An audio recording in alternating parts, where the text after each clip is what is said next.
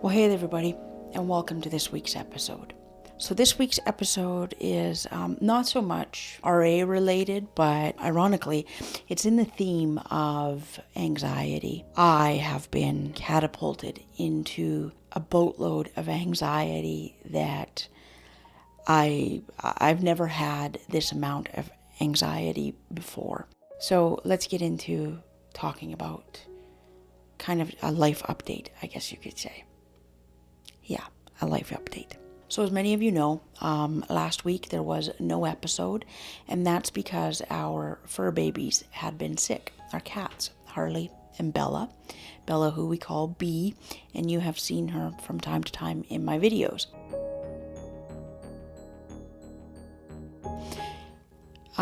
First, Harley got sick.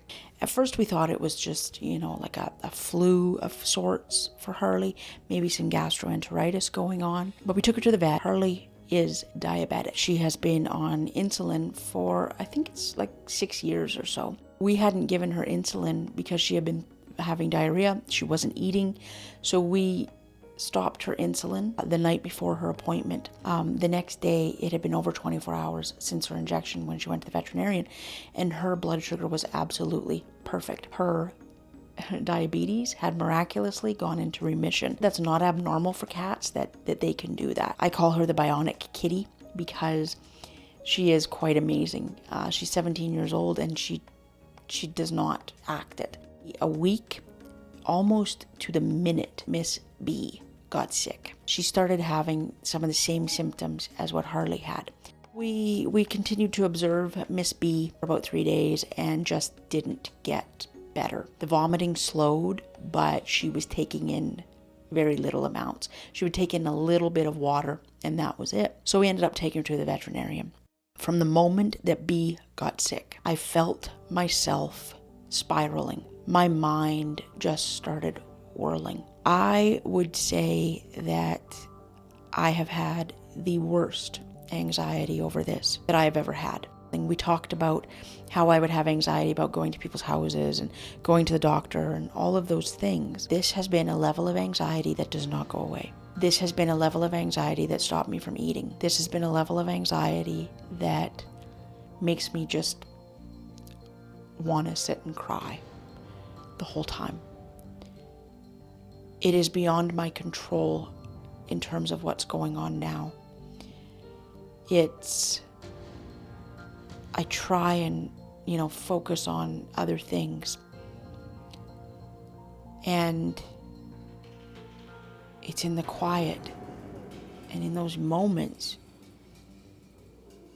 that those thoughts come back. And by those thoughts, I mean, just the what ifs. Oh my goodness, her breathing's funny. She's sleeping a lot more than usual. She's not sleeping. Her tail's flicking. Every little move I am absolutely obsessed with.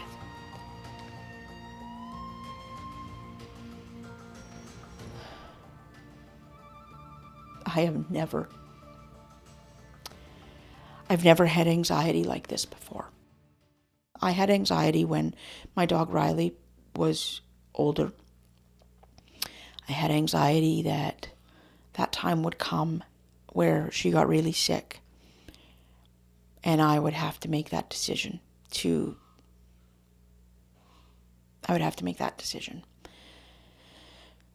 say bye. And with B, it's not even that scares me. It's not the fear of losing that little soul. It's the fear of what if something needs to be done and I can't do it. My wife keeps saying to me, we're in this together, you're not alone. It's just brought up a lot of issues for me that I didn't know were things that I hadn't dealt with. I didn't even know that they were things. With B, it's been diagnosed as pancreatitis. She's doing fantastic. She really is, guys. She's doing fantastic. She's drinking and eating on her own. Even right now, talking about this, it just scares the hell out of me. And because I'm thinking, what if this happens again? And what if it keeps happening now? Now I'm scared that she's going to eat something wrong and it's going to flare and that she's going to... It just starts this whole cycle of thoughts that... And then I just want to sit and cry because I don't know what to do. And it reminds me, it seems like I was just on here, a couple of months ago crying because I was so scared that that I needed to lose weight, and I have lost weight. And I continue to, and I've taken control of that. But this is somewhat beyond my control.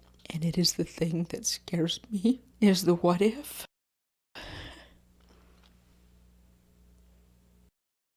Guys, when my little dog Riley died, that was tough. That was really tough. We got home from taking Riley to the veterinarian and telling her she was going to get her wings. The moment I got back in this house, B was there. I kid you not. She knew immediately.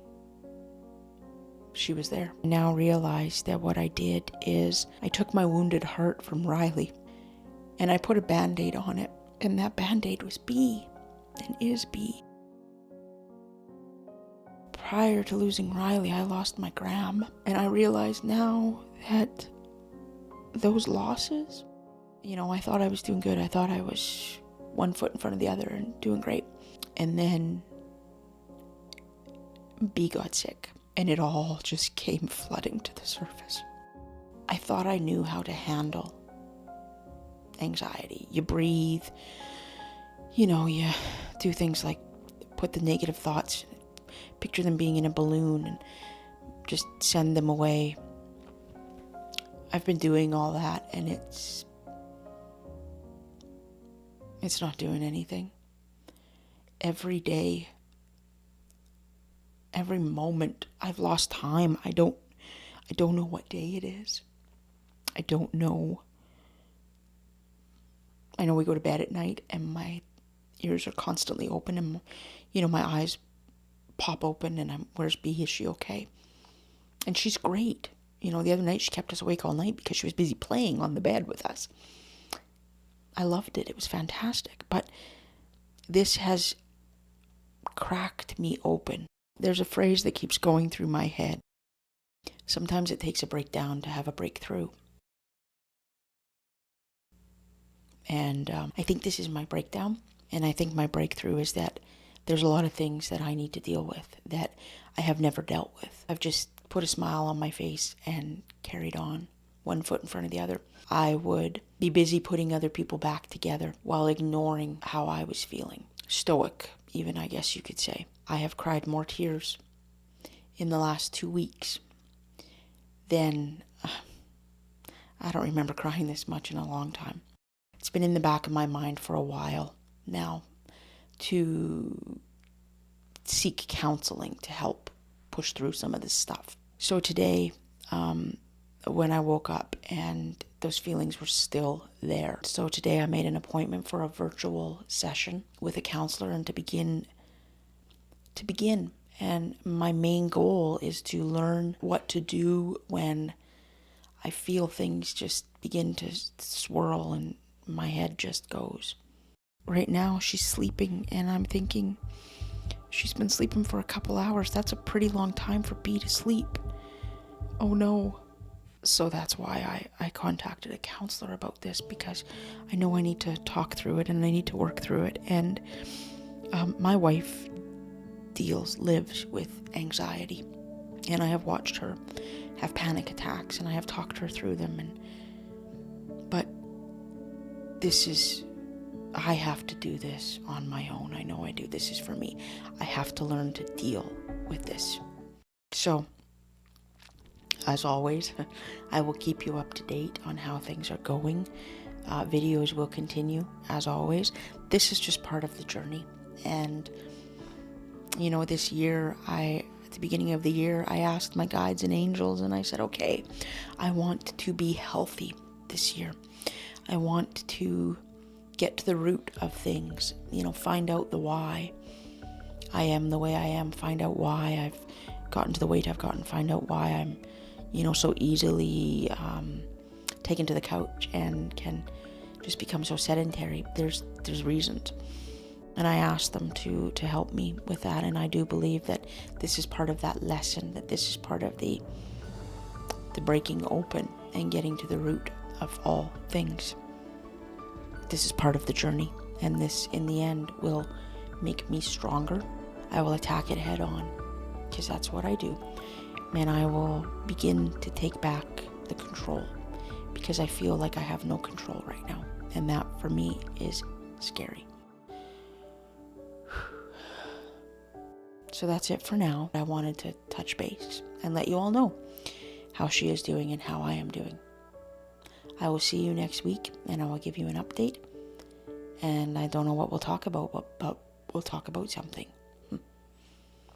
Everybody take care. Bye for now.